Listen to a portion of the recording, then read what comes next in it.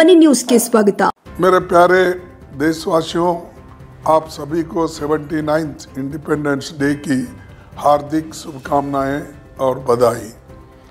Congress party के लिए आज का दिन ऐतिहासिक है क्योंकि हम अपने नए स्थायी मुख्यालय में स्वतंत्रता दिवस मना रहे हैं।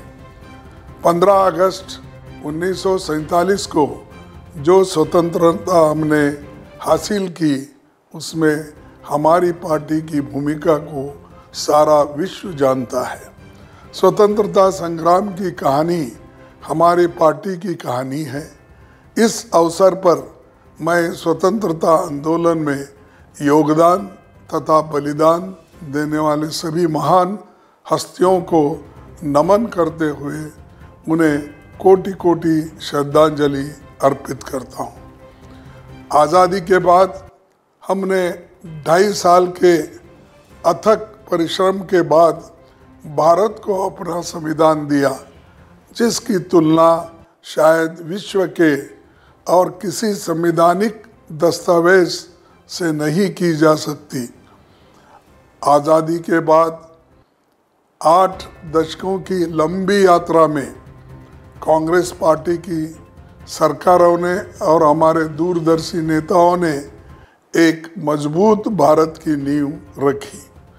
संविधान को सर्वोच्च रखकर जनता को लोकतंत्र के निर्माण में बराबरी का स्थान दिया। अमीर, गरीब, राजा, प्रजा, महिला, पुरुष सभी को बराबर अधिकार दिया।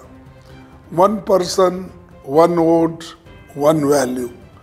सैकड़ों वर्षों से गुलामी की जंजीरों में जकड़े भारत को वास्तविक रूप से आज़ाद बनाकर आत्मनिर्भर बनाने के लिए बड़े बड़े स्टील के कारखाने लगे।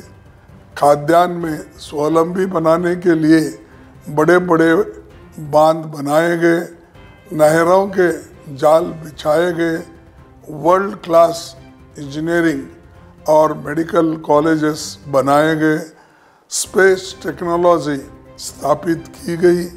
हमने तेजी से तरक्की की। देखते ही देखते हमारा नाम दुनिया की बड़ी शक्तियों में शुमार होने लगा। 2004 के बाद हम इंफॉर्मेशन टेक्नोलॉजी में वर्ल्ड लीडर बनकर सामने आए। मैं हमारे पहले प्रधानमंत्री पंडित नेहरू के शब्दों को याद दिलाना चाहता हूँ। उन्होंने कहा था कि India is a great and ancient civilisation. We have a rich heritage to be proud of, but we must also look to the future and build a new India that is strong, prosperous and just for all. साथियों, लेकिन पिछला दशक देखें तो हमारे सामने कई बड़ी चुनौतियों का उभर कर आई है। बेरोजगारी ने भयंकर रूप धारण कर लिया है। सरकारी नीतियां नौकरी बनाने के बजाय नौकरियां खत्म कर रही है। इंफ्रास्ट्रक्चर डेवलपमेंट के नाम पर जो निर्माण कार्य हो रहे हैं वो सब स्टैंडर्ड और पुअर क्वालिटी की है। संवैधानिक संस्थानों को सत्ताधारी दल ने योग्यता के बजाय अपनी आइडियोलॉजी के लोगों से भर दिया है। जब चाहा जिसे अपॉइंटमेंट कर दिया, मन किया तो इस्तीफा ले लिया। ईडी, इनकम टैक्स, सीबीआई जैसे संस्थानों का विरोधियों के खिलाफ इतना खुला राजनीतिक इस्तेमाल हुआ है कि देश के सर्वोच्च न्यायालय को उन्हें आईना दिखाना पड़ रहा है। भारत की जिस गुटनिरपेक्ष नीति ने वर्षों से हमें दुनिया में सम्मान दिलाया, आज हमने उस विशिष्ट स्थान को खो दिया है। जहां एक समय हम सभी डेवलपिंग कंट्रीज की आवाज़ थे, आज हमारा कोई अपना नहीं। ना पड़ोस में ना दूर दराज में। साथियों, आज़ादी के नायकों ने इस देश के लिए जो सपना देखा था वो सपना आज हमसे दूर होता जा रहा है। भारतीय लोकतंत्र का आधार निष्पक्ष चुनाव है। डॉक्टर अंबेडकर ने 15 जून 1949 को संविधान सभा में कहा था, franchise is a most fundamental things in a democracy. No person who is entitled to be brought into the electoral rolls should be excluded merely as a result of prejudices. परंतु अब सत्ताधारी दल कुर्सी पर बने रहने के लिए अनैतिकता की हद तक जाने को तैयार है। बड़े पैमाने पर चुनाव में गड़बड़ियां सामने आ रहे हैं। स्पेशल इंटेंसिव रिवीजन के नाम पर खुलेआम विरोधी पक्ष के वोटों को काटा जा रहा है। जो जीवित है उन्हें मृत बना दिया गया।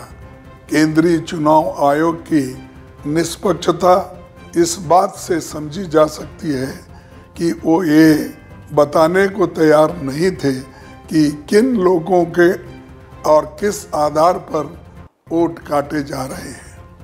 हम सुप्रीम कोर्ट के आभारी हैं जो उन्होंने लोगों की आवाज़ सुनी और चुनाव आयोग को वोटर लिस्ट सार्वजनिक करने को कहा है। सबसे आश्चर्यजनक बात यह है कि सत्ताधारी दल को 65 लाख लोगों के वोट कटने पर कोई आपत्ति नहीं है। इस बात से साफ जाहिर है कि इस एक्सरसाइज का फायदा किसे पहुंचाने की कोशिश थी। साथियों, राहुल जी ने आंकड़ों के साथ साबित कर दिया कि किस तरह से लोग सभा सीट पर गड़बड़ी कर उसे जिता गया। अब वैसे ही प्रमाण कई सीटों पर सामने आ रहे हैं जहां सभी असेंबली सेगमेंट पर कांग्रेस पार्टी को बढ़त मिली, परंतु एक सेगमेंट पर बीजेपी के बढ़त ने कांग्रेस के उम्मीदवार को हराया। हमें ये आशंका महाराष्ट्र विधानसभा चुनाव परिणाम को लेकर भी है।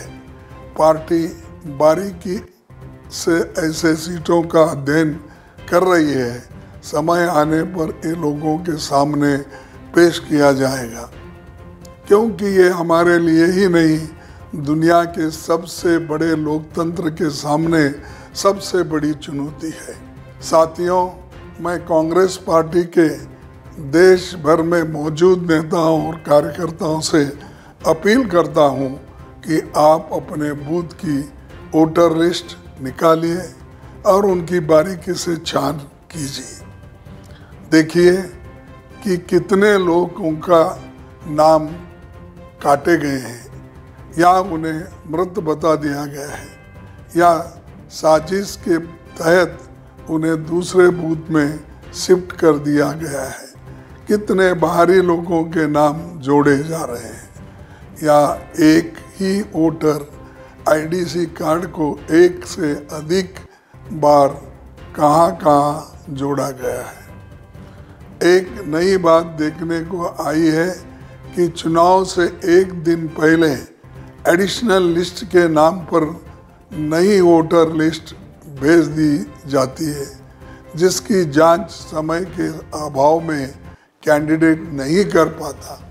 यही हमारे विरोधियों की साजिश है, लेकिन हमें उनकी इस साजिश का पर्दाफाश करना होगा। कांग्रेस पार्टी ने एक वेबसाइट बनाई है, उस पर आप सारी गड़बड़ियों की जानकारी दे सकते हैं। इसके अलावा पूरे देश में लोग ऐसी जानकारी भेज रहे हैं, हम उन्हें भी इकट्ठा कर रहे हैं। याद रखिए, ये चुनाव जीतने की लड़ाई नहीं है, ये भारतीय लोकतंत्र को बचाने की लड़ाई है। ये हमारे संविधान को सुरक्षित रखने की लड़ाई है।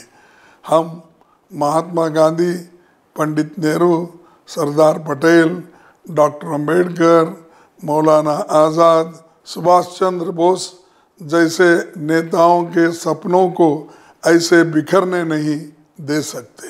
हमें इस लड़ाई को उसी शिद्दत से लड़ना होगा जिस शिद्दत से हमने आज़ादी की लड़ाई लड़ी थी। इसी लड़ाई को लड़ने के लिए राहुल जी ने आने वाले 17 तारीख से बिहार के सासाराम से वोट अधिकार यात्रा शुरू करने जा रहे हैं।